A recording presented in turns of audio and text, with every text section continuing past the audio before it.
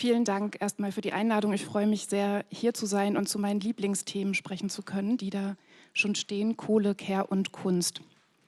Ich bin Mareike, 41 Jahre alt, arbeite als Journalistin und Autorin, wie gerade schon gesagt wurde, und ich bin in einer ArbeiterInnenfamilie aufgewachsen und ich bin Mutter. Das werdet ihr in diesem Vortrag wahrscheinlich später auch noch merken. Ich habe nicht studiert und bin damit meistens allein in solchen Räumen wie hier. Vielleicht mögt ihr euch mal melden, also die auch nicht studiert haben und heute hier sind. 2. Wow.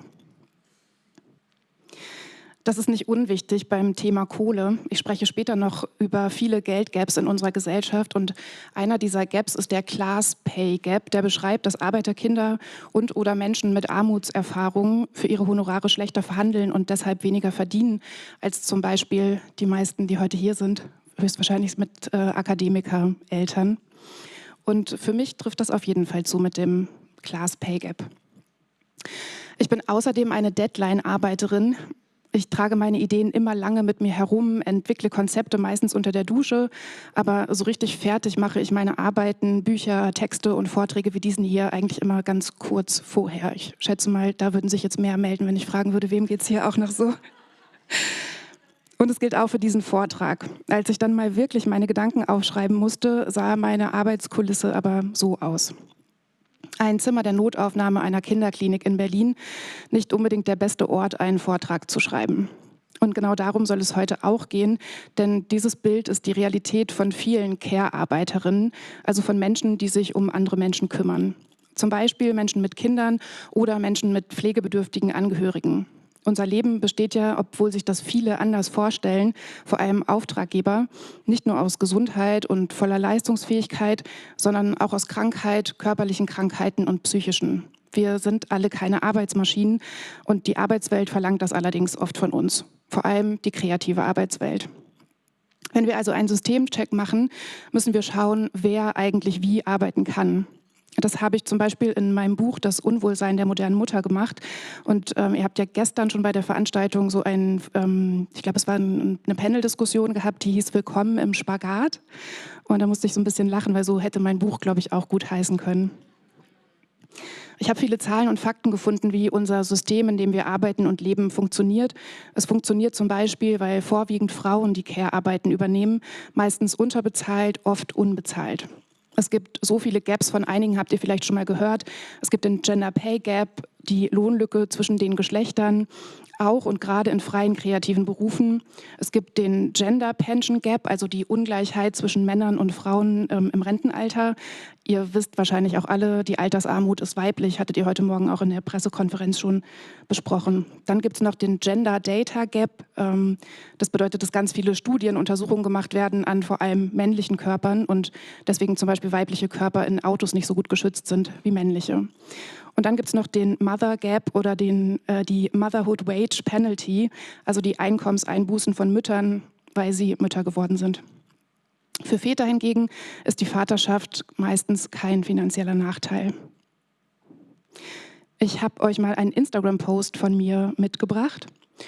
Oben, ich weiß nicht, ihr könnt es, glaube ich, alle lesen, ich fange mal unten an. Unten ist es ein Zitat aus einem Interview mit Benjamin von Stuckrad-Barre, der gefragt wurde, wie er denn sein aktuelles Buch, Spiegel-Bestseller natürlich, geschrieben hat. Und er wird gefragt, Sie haben sich zum Schreiben auf die Seychellen zurückgezogen und er sagt, ja, wenn es um Berlin geht, schreibt man besser am Strand.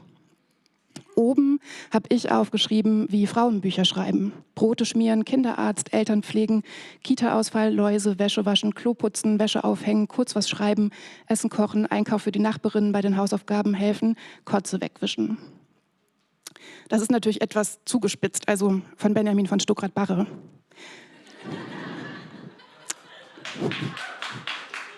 Dankeschön. Mein Bücherschreiben sah tatsächlich manchmal so aus. Deshalb hat mein Kind auch nach dem vorletzten Buch zu mir gesagt, Mama, bitte schreib kein Buch mehr. Und Mutterschaft, und das kennen vielleicht auch ein paar von euch, wird in der Kunst und nicht nur, also die Menschen, die Mütter sind, werden in der Kunst nicht nur schlechter bezahlt, sondern Mutterschaft wird auch abgewertet. Ihr seht hier ein Foto der Fotografin Katharina Bosse aus ihrer Serie A Portrait of the Artist as a Young Mother. Das ist mein Lieblingsfoto, ich hoffe, ihr könnt es gut erkennen. Ein Kunstsammler wollte die Fotografien der Künstlerin zur Auktion geben, als er von der Schwangerschaft mit ihrem zweiten Kind erfuhr. Er ging davon aus, dass das jetzt ihr Karriereende sei. Vorbehalte gegenüber Künstlerinnenmüttern thematisiert auch die Autorin Larissa Kiekohl. Sie sagt, bei Verkaufsgesprächen äußern Sammler, so berichten Galeristen, auch schon mal Bedenken, ob eine Künstlerin dann auch in Zukunft weitermachen würde. Sie könne schließlich noch Kinder bekommen. Künstlerinnen mit Kindern werden auch strukturell benachteiligt. Sie werden zum Beispiel von Stipendien ausgeschlossen. Die Mehrzahl aller Reise- oder Residenzstipendien kommt für Mütter, insbesondere kleinerer Kinder, in der Regel nicht in Frage, da sie ihre Familie für einen längeren Zeitraum nicht ohne weiteres verlassen können oder wollen. Und Kinder mitnehmen funktioniert auch ganz oft nicht. Und wenn wir über Mutterschaft sprechen, dann müssen wir auch über Geld sprechen. Alleinerziehende sind die Bevölkerungsgruppe, die am stärksten von Armut betroffen ist oder bedroht ist, und zu 90% sind das Mütter. Wollten Sie nie Kinder haben? Die Künstlerin Marina Abramovic antwortet, nein, nie. Ich habe 3-mal abgetrieben, weil ich überzeugt war, dass es ein Desaster für meine Arbeit wäre. Man hat nur so und so viel Energie in seinem Körper und die hätte ich teilen müssen. Das ist meiner Ansicht nach der Grund, warum Frauen in der Kunstwelt nicht so erfolgreich sind wie Männer. Eigentlich wäre Mutterschaft ein gutes Thema in der Kunst, im Film, auf der Bühne. Mutterschaft ist politisch und Kunst ist es auch. Und Kunst ist ein Abbild unserer Gesellschaft, also ist die Lücke groß, wenn nur ein bestimmter Teil der Gesellschaft die Gesellschaft in Form von Kunst kommentiert. Ihr hattet das heute Morgen, glaube ich, auch in der Pressekonferenz gesagt, dass sich auch immer mehr Menschen aus der Kunst verabschieden, weil es einfach finanziell nicht mehr möglich ist. Und da ist natürlich auch immer die Frage, was bedeutet das dann eigentlich für die Kunst und für die Menschen, die Kunst konsumieren? Kunst ist Luxus, wenn man Mutter ist, sich das überhaupt zu erlauben, Dinge zu tun, die auf den ersten Blick keinen kapitalistischen oder kümmernden Sinn haben und auf den zweiten Blick auch nicht. Zeit ist Luxus. Kunst darf aber kein Luxus sein. Kunst muss zugänglich sein, sowohl für euch, die Machenden, als auch für die Konsumierenden. Wenn Kunst machen und anschauen, hören und fühlen nur für einen bestimmten Teil unserer Gesellschaft zugänglich ist, ist das nicht gut, weder für die Kunst noch für die Gesellschaft. Und ich bin sicher, Kunst wird dann auch besser, wenn sie von allen für alle ist. Sie wird dann besser für die, die sie machen und für die, die sie konsumieren. Aber, und jetzt kommt so ein bisschen ein Downer von mir und eine These, die nicht so positiv ist. Ich glaube, dass zugängliche Kunst oft gar nicht gewollt ist von den Menschen, die bisher erfolgreich waren mit Kunst, Büchern, Theater und so weiter. Vielleicht wollen diese Menschen, dass Kunst und Kultur elitäre Räume bleiben. So kommt es mir auf jeden Fall oft vor. So kommt es mir auf jeden Fall oft vor, wenn ich mit Menschen über Veränderungen in ihren Branchen spreche. Die ist zwar im ersten Moment gewollt, wenn es dann aber darum geht, auch wirklich was zu verändern für die Veränderung, dann erscheint es den Menschen oft ziemlich unbequem. Ich persönlich kenne das zum Beispiel aus dem Journalismus. Noch immer erscheinen viele Texte, bei denen ich das Gefühl habe, sie wurden geschrieben, um möglichst intellektuell zu klingen. Aber eben nicht, um von möglichst vielen Menschen verstanden zu werden. Frances Seek ist Wissenschaftlerin und arbeitet zum Thema Klassismus, also die Diskriminierung aufgrund der Klassenherkunft oder der Klassenzugehörigkeit. Habt ihr, glaube ich, gestern auch schon drüber gesprochen. In einem Theaterworkshop von Frances ging es darum, ein neues Publikum zu erschließen. Ein Teilnehmer schlug vor, mal in der Nachbarschaft des Theaters die Anwohnenden zu fragen, woran sie denn eigentlich Interesse hätten. Die Leitung des Theaters fragt entsetzt, sollen wir dann etwa Helene Fischer spielen? Und für alle, die Helene Fischer nicht kennen, habe ich was mitgebracht. Könnt ihr mal kurz hören? Atemlos durch die Nacht, bis ein neuer Tag erwacht. Atemlos, einfach raus. Kann noch mitsingen? Deine Augen ziehen mich aus. Atemlos durch die Nacht. Soweit vielleicht. Frances Seek schreibt über die nachfolgende Diskussion. In dieser Diskussion offenbarte sich die Abwertung der populären Kultur als Nichtkultur. Jene ist grundlegend für den gegenwärtigen Kulturbetrieb und funktioniert durch Abgrenzung nach unten. Die Kultur der ArbeiterInnenklasse wird als vulgär, populär oder obszön dargestellt, ihre Angehörigen als bildungsfern. Man selbst hingegen habe Geschmack. Wie kann sich das ändern, wenn an den entscheidenden Positionen noch viel zu oft Menschen sitzen, die nicht wollen, dass sich etwas verändert? Ich glaube, das geht nur, wenn man nicht allein ist und deshalb ist es gut, wenn man sich verbündet. Deshalb sind Gruppen mit Verbündeten gut und wichtig, wie zum Beispiel die Bühnenmütter oder Kunst und Care oder auch der Bundesverband Freie Darstellende Künste. Und gleichzeitig gibt es aber auch hier ein Problem, sorry. Kunst und Care zum Beispiel, das sollte aus meiner Perspektive eigentlich eine Gruppierung sein von Menschen, die wenig bis gar keine Care-Arbeit in ihrem Leben übernehmen. Sie sollten sich in Gruppengesprächen fragen, wie sich das ändern lässt. Sie sollten ihre Zeit, denn sie haben ja welche, mit Fragen zur Veränderung füllen. Sie sollten Veränderungen anstoßen und durchsetzen, nicht die Betroffenen. Die sollten Zeit haben zu schreiben, Kunst und Theater und Film zu machen oder auch einfach mal gar nichts zu machen. Freie Zeit ist Luxus, den sich in unserer Gesellschaft nicht alle leisten können. Kunst darf aber kein Luxus sein, Kunst muss zugänglich sein, auch für die, die sie machen. Und auch das hat mit Kohle und Care zu tun. Menschen, die prekär beschäftigt sind, haben Sorgen. Die Energie geht drauf für existenzielle Fragen, wenn das Geld nicht reicht. Und deshalb ist es so wichtig, dass wir über diese Herausforderungen sprechen, und zwar offen, dass wir nicht so tun, als wäre es leicht, prekär, kreativ zu sein. Und auch das müssten vor allem Menschen mit Geld machen. Denn wenn wir nicht über Geld reden, hat nur ein Teil der Bevölkerung was davon, nämlich die Menschen mit Geld.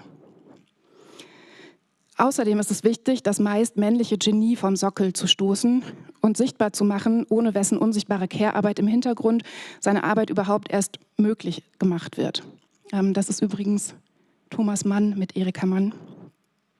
Oder eben auch, welche Arbeit es eigentlich noch gibt neben der Erwerbsarbeit, damit die Erwerbsarbeit überhaupt entstehen kann. Erst wenn wir das sichtbar machen, können wir das System verändern. Ich will heute nicht nur kritisieren, sondern auch ein bisschen optimistisch sein. Immerhin gibt es Veranstaltungen wie diese mit Gebärdensprache, mit dem Zeichen, dass alle willkommen sind.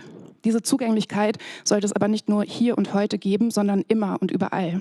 Das sollte Standardprogramm für Kulturveranstaltungen sein. Und es gibt den Systemcheck, der was verändern will, der gerechtere Arbeitsbedingungen für alle fordert. In der Realität feiern wir aber immer noch diese männlichen Genies und vergessen dabei, wer im Hintergrund ihre Care-Arbeit übernommen hat. Eine Realität, in der sich die Erwerbsarbeit an einer Person ausrichtet, die keine Care-Verantwortung hat, in der wir leise im Theater sein müssen und in der wir so tun, als wären wir so intellektuell wie möglich. Für mehr Zugänglichkeit und Gerechtigkeit zu kämpfen, darf nicht bei den Betroffenen von Benachteiligungen liegen. Wir brauchen Solidarität. Menschen ohne Kinder sollten fragen, gibt es da eigentlich auch Kinderbetreuung? Menschen ohne Rollstuhl sollten fragen, ist der Raum barrierefrei? Menschen, die in Lautsprache kommunizieren, sollten fragen, gibt es eigentlich auch Gebärdensprache?